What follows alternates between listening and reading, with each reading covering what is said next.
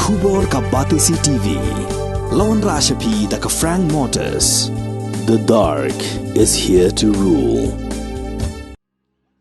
St. Anthony's College Klalong Kakunhun ban yora ya kanam Lahduh ha kalampung Jingïalehkai basketball bala pelong da ka Seng Khasi College kum Shibenta ka Jingrakhi ya ka Jubilee Ksiar Jongka College ka bala sedang ha ka khat niau tering bat ya ka ba an penkun no ha ka khat khandai tering uyayong arhata apulai.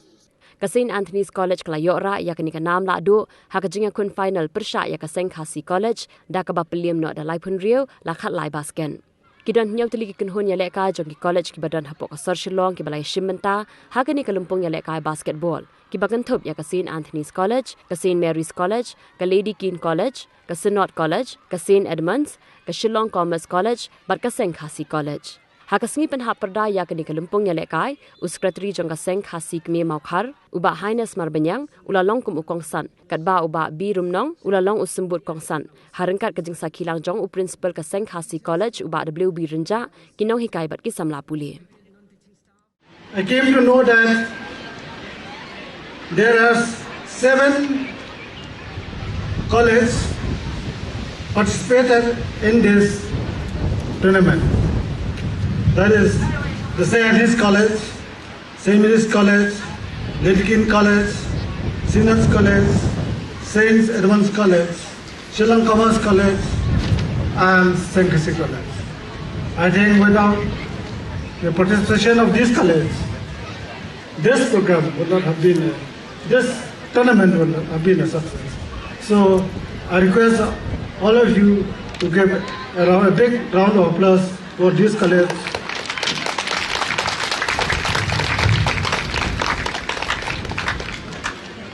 So, let me say something also about sports. Sports are symbolic of life. Life requires commitment, teamwork, discipline, resiliency, respect, compassion, and character. Sports can develop those skills to apply on the playing field and in our life. It has the power to provide a universal framework for learning values, thus contributing to the development of soft skills needed for being responsible citizens. Team sports, such as basketball, creates purposely and meaningful social relationships.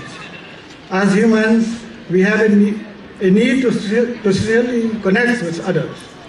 These social interactions with your friends and workmates provide you highly desirable security, belongingness, and ultimately happiness. Therefore, winning or losing in sports or athletics is not at all important, but the happiness originating from the participation in sports or athletics is highly cherished trophy. Women basketball has come a long way from its humble beginning in 1892.